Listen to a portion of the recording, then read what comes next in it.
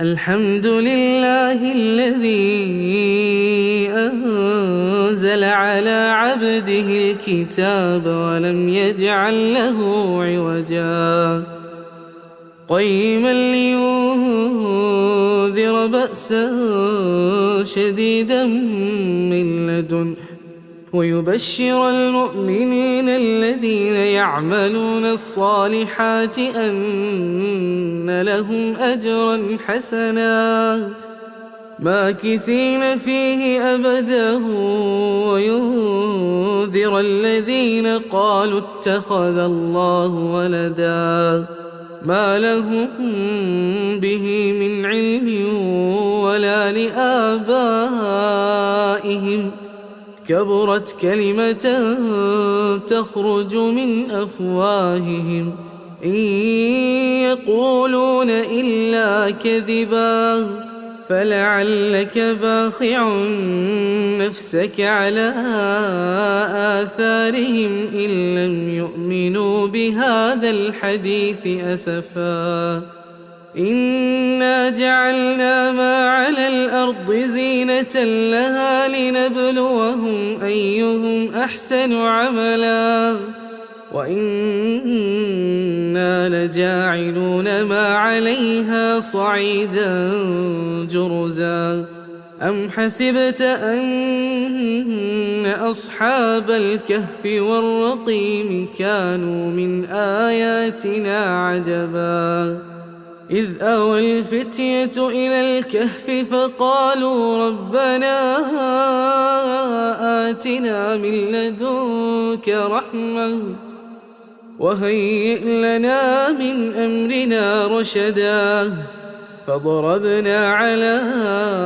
آذانهم في الكهف سنين عددا ثم بعثناهم لنعلم أي الحزبين أحصى لما لبثوا أمدا نحن نقص عليك نبأهم بالحق إنهم فتية آمنوا بربهم وزدناهم هدى وربطنا على قلوبهم إذ قاموا فقالوا ربنا رب السماوات والأرض لن ندعو من دونه إلها لقد قلنا إذا شططا هؤلاء قوم اتخذوا من دونه آلهة لولا يأتون عليهم بسلطان بين فمن أظلم ممن افترى على الله كذبا وإذ اعتزلتموهم وما يعبدون إلا الله فأووا إلى الكهف ينشر لكم ربكم من رحمته ويهيئ لكم من أمركم مرفقا وترى الشمس إذا طلعت تزاور عن كهفهم ذات اليمين وإذا غربت تقرضهم ذات الشمال وهم في فجوة منه ذلك من آيات الله من يهد الله فهو المهتد ومن يضلل فلن تجد له وليا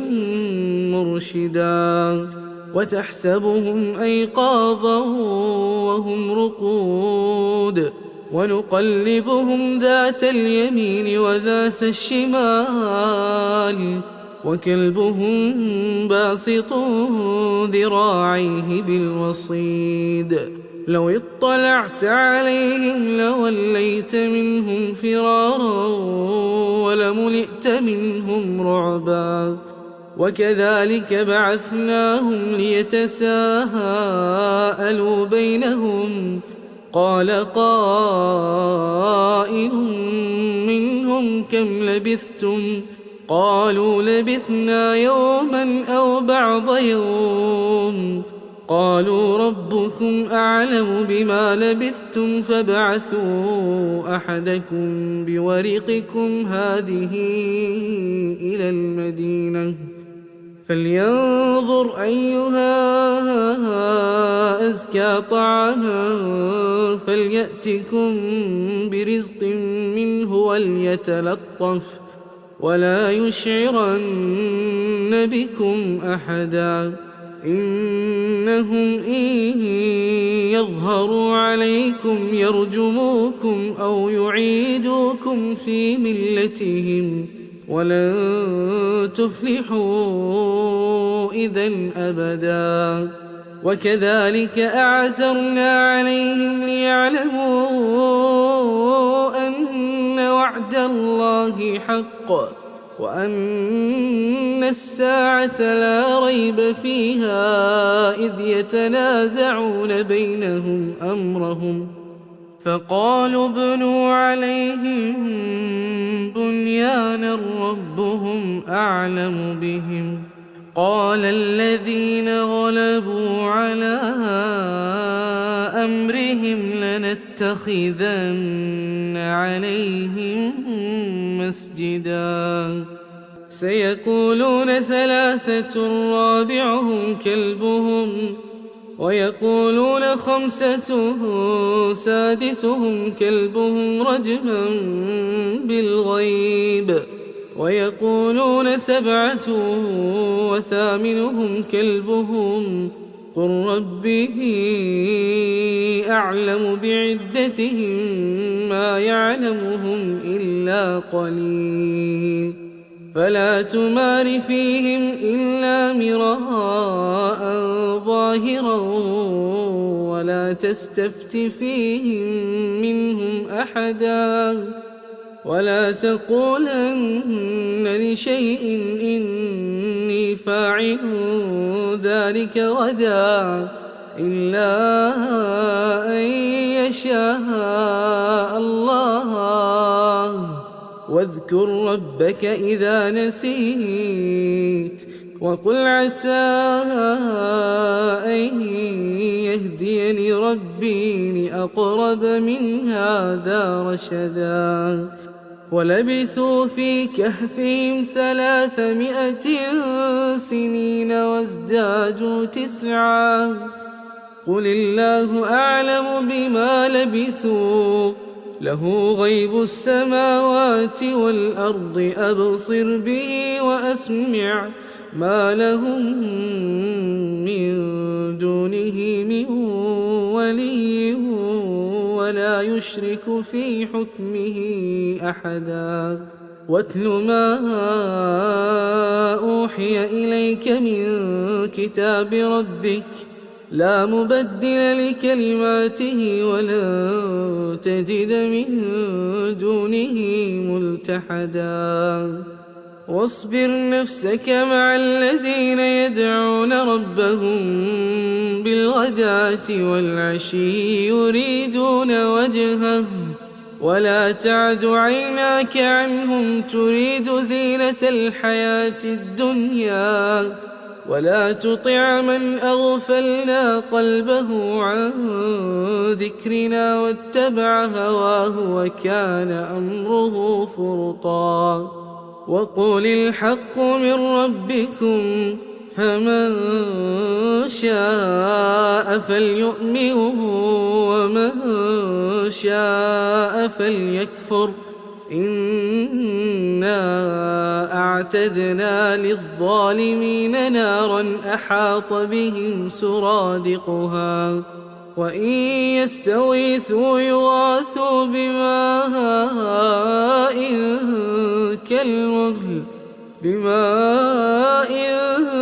كالمهل يشوي الوجوه بئس الشراب وساءت مرتفقا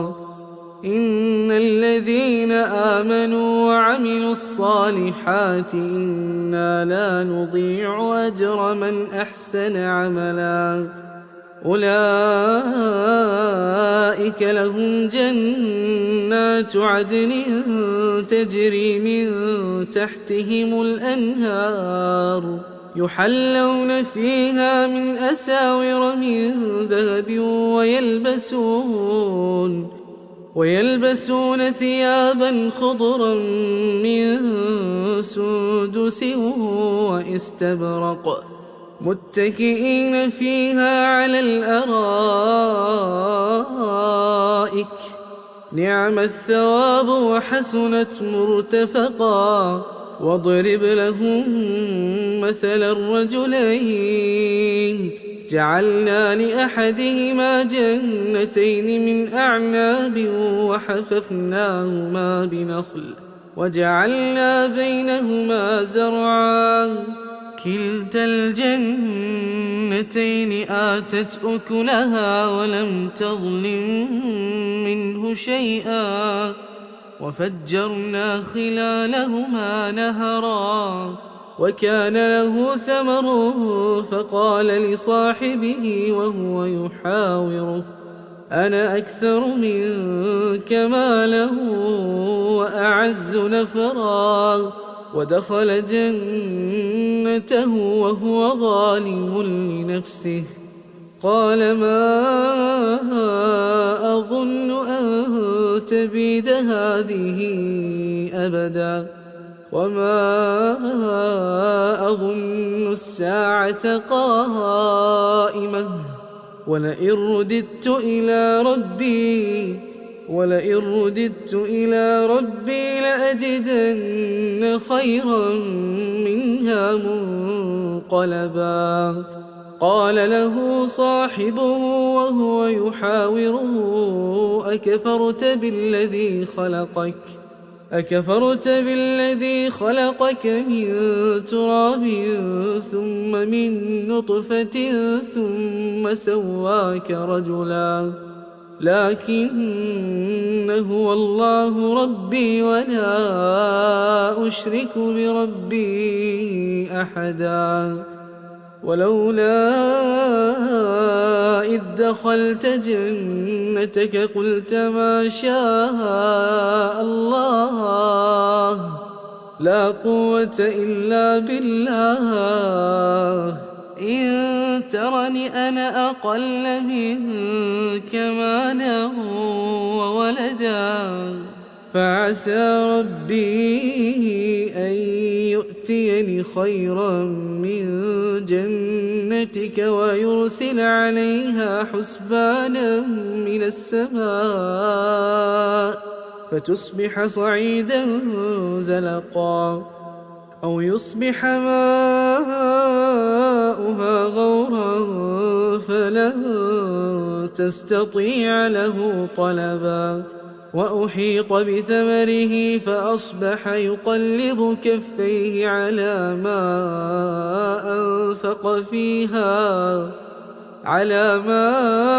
أنفق فيها وهي خاوية على عروشها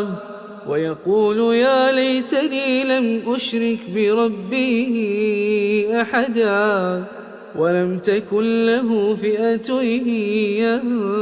ينصرونه من دون الله وما كان منتصرا هنالك الولاية لله الحق هو خير ثوابا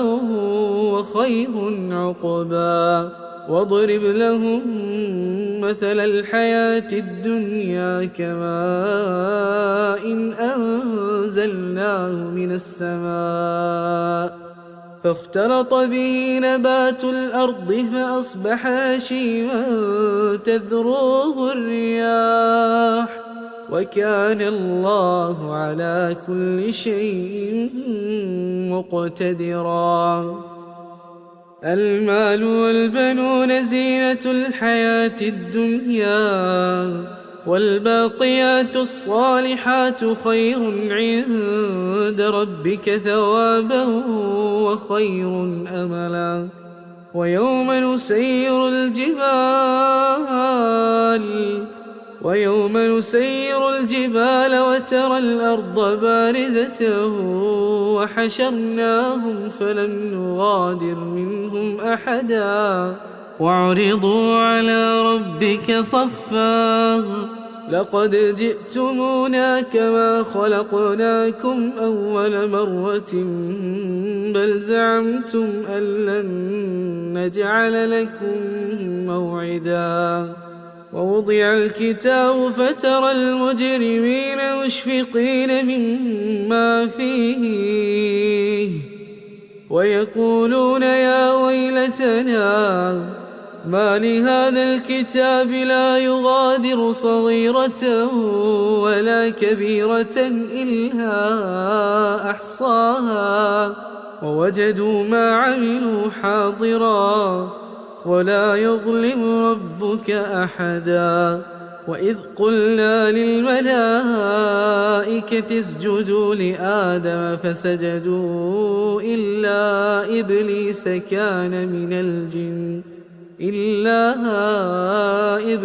كان من الجن ففسق عن أمر ربه أفتتخذونه وذريته أولياء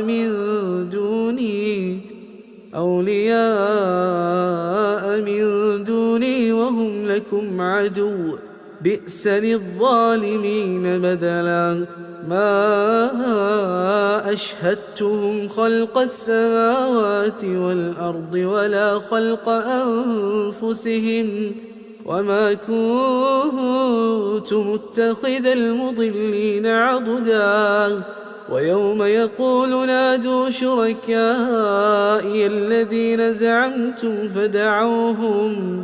فدعوهم فلم يستجيبوا لهم وجعلنا بينهم موبقا ورأى المجرمون النار فظنوا أنهم مواقعوها ولم يجدوا عنها مصرفا ولقد صرفنا في هذا القرآن للناس من كل مثل وكان الإنسان أكثر شيء جدلا وما منع الناس أن يؤمنوا إذ جاءهم الهدى ويستغفروا ربهم إلا أن تأتيهم سنة الأولين أو يأتيهم العذاب قبلا وما نرسل المرسلين إلا مبشرين ومنذرين ويجادل الذين كفروا بالباطل ليدحضوا به الحق واتخذوا آياتي وما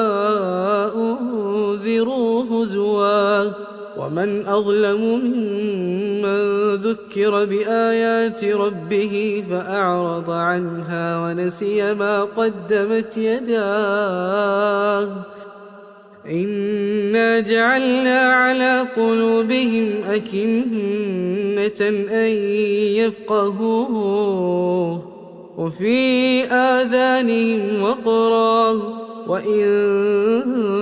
تدعهم إلى الهدى فلن يهتدوا إذن أبدا وربك الغفور ذو الرحمة لو يؤاخذهم بما كسبوا لعجل لهم العذاب بل لهم موعد لن يجدوا من دونه موئلا وتلك القرى أهلكناهم لما ظلموا وجعلنا لمهلكهم موعدا وإذ قال موسى لفتاه لا أبرح حتى أبلغ مجمع البحرين أو أمضي حقبا فلما بلغا مجمع بينهما نسيا حوتهما فاتخذ سبيله في البحر سربا فلما جاوزا قال لفتاه آتنا غداءنا لقد لقينا من سفرنا هذا نصبا قال أرأيت إذ أوينا إلى الصخرة فإني نسيت الحوت وما أنسانيه إلا الشيطان أن أذكره واتخذ سبيله في البحر عجبا قال ذلك ما كنا نبغي فارتدا على آثارهما قصصا فوجدا عبدا من عبادنا آتيناه رحمة من عندنا وعلمناه من لدنا علما قال له موسى هل أتبعك على أن تعلمني مما علمت رشدا قال إنك لن تستطيع معي صبرا وكيف تصبر على ما لم تحط به خبرا قال ستجدني إن شاء الله صابرا ولا أعصي لك أمرا قال فإن اتبعتني فلا تسألني عن شيء حتى أحدث لك منه ذكرا فانطلقا حتى إذا ركبا في السفينة خرقها قال أخرقتها لتغرق أهلها لقد جئت شيئا إمرا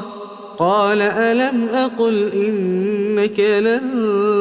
تستطيع معي صبرا قال لا تؤاخذني بما نسيت ولا ترهقني من أمري عسرا فانطلقا حتى إذا لقيا غلاما فقتله قال أقتلت نفسا زكية بغير نفس لقد جئت شيئا نكرا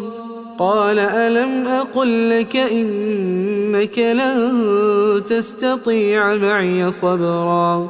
قال إن سألتك عن شيء بعدها فلا تصاحبني قد بلغت من لدني عذرا فانطلقا حتى إذا أتيا أهل قرية استطعما أهلها فأبوا أن يضيفوهما فوجدا فيها جدارا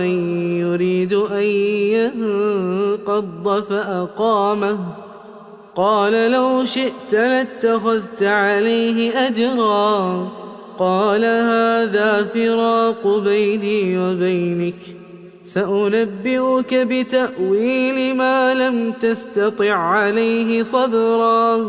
أما السفينة فكانت لمساكين يعملون في البحر فأردت أن أعيبها وكان وراءهم ملك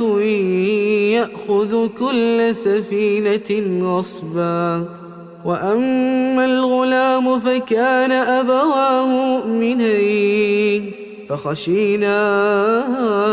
أن يرهقهما طغيانا وكفرا فأردنا أن يبدلهما ربهما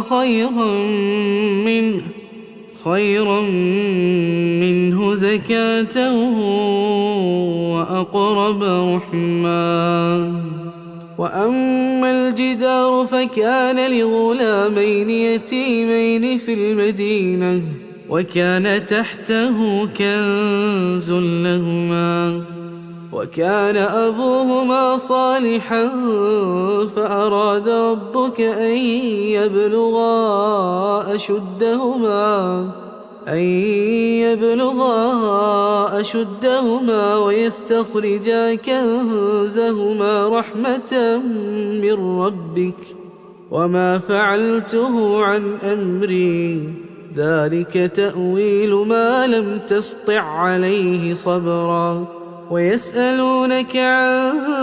ذي القرنين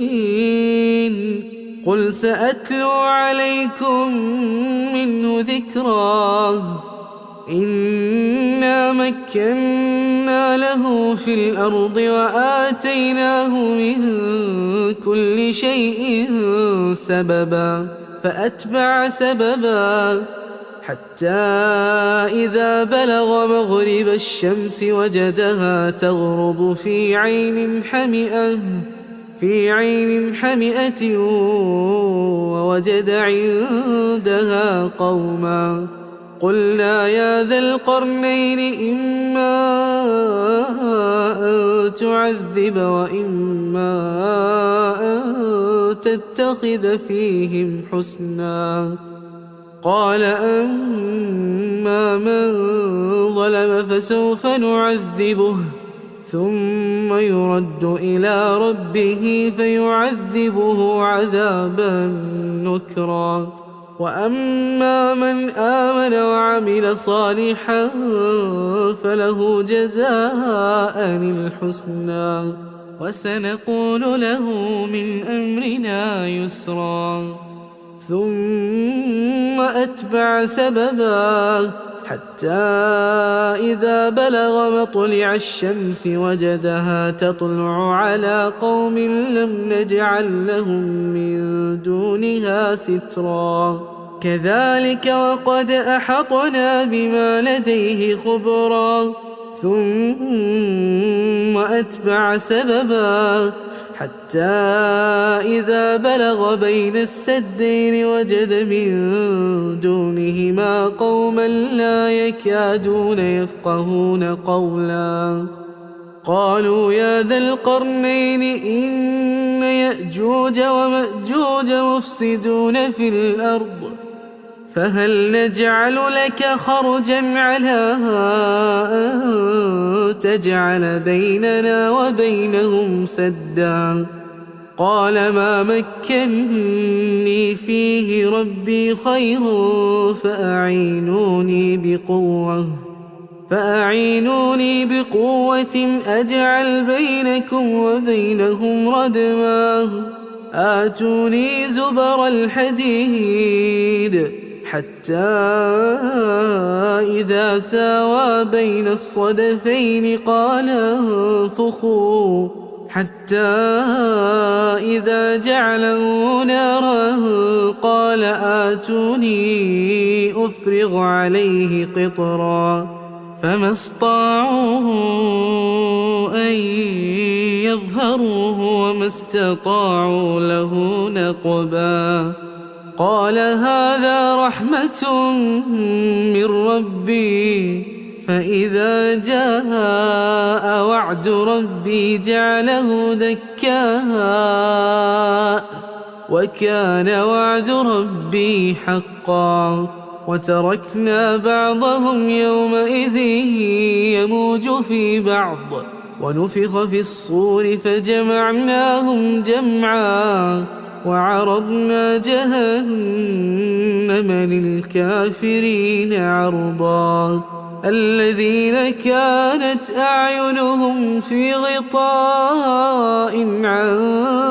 ذكري وكانوا لا يستطيعون سمعا أفحسب الذين كفروا أن يتخذوا عبادي من دوني أولياء إنا أعتدنا جهنم للكافرين نزلا قل هل ننبئكم بالأخسرين أعمالا الذين ضل سعيهم في الحياة الدنيا وهم يحسبون أنهم يحسنون صنعا أولئك الذين كفروا بآيات ربهم ولقائه فحبطت أعمالهم فلا نقيم لهم يوم القيامة وزنا ذلك جزاؤهم جهنم بما كفروا واتخذوا آياتي ورسلي هزوا إن الذين آمنوا وعملوا الصالحات كانت لهم جنات الفردوس نزلا خالدين فيها لا يبغون عنها حولا قل لو كان البحر مدادا لكلمات ربي لنفد البحر قبل أن تنفد كلمات ربي ولو جئنا بمثله مددا قل إنما أنا بشر مثلكم يوحى إلي أنما إلهكم إله واحد فمن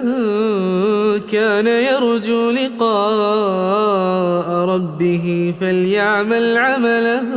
صالحا ولا يشرك بعبادة ربه